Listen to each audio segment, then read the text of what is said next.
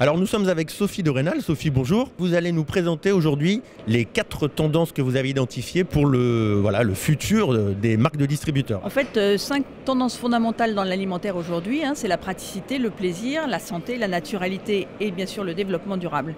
Alors ici sur le salon, on se rend compte que la praticité prend vraiment beaucoup d'importance. On voit ici par exemple un produit avec un bouchon et donc facilement je peux en prendre une partie et puis reboucher, remettre dans mon frigo.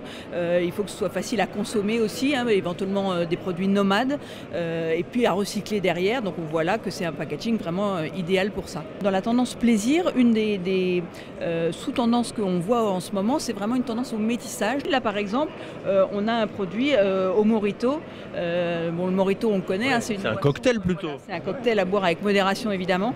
Et là ça vient dans un biscuit pour un dessert. Mais donc le Morito, Pina Colada, tous ces caipirinhas, c'est vraiment une forte tendance. Bon là ce sont des Britanniques qui ont osé, Asda. C'est ça. D'accord. Ensuite, dans la tendance naturalité, on va avoir une forte tendance aux superfoods. Les superfoods, c'est quoi? C'est vraiment des végétaux principalement qui vont avoir une densité nutritionnelle très intéressante. Donc ça peut être des superfruits. Par exemple, en ce moment, les superfruits à la mode, ça va être l'argousier, ça va être encore la cranberry, la canneberge québécoise. Et après ça, dans les légumes, beaucoup de choses avec la betterave et le chou calé.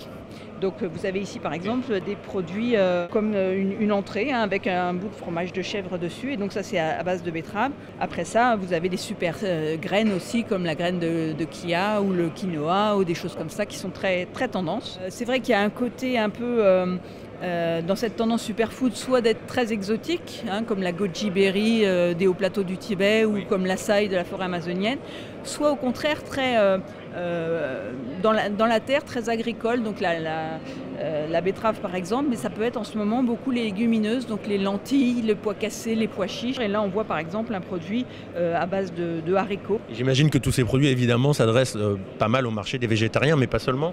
Alors ça, effectivement, dans ce marché des protéines végétales et des superfoods, c'est beaucoup les végétariens, les végétaliens. Mais la tendance du moment, ce sont les flexitariens.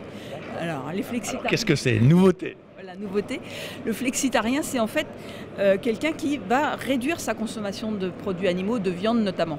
Donc beaucoup de substituts de viande qui arrivent sur le marché avec toujours des produits végétaux. On estime aux États-Unis par exemple, qui est un des pays les plus concernés par le flexitarisme, qu'il y a déjà presque 40% de la population qui effectivement fait attention à moins consommer de viande.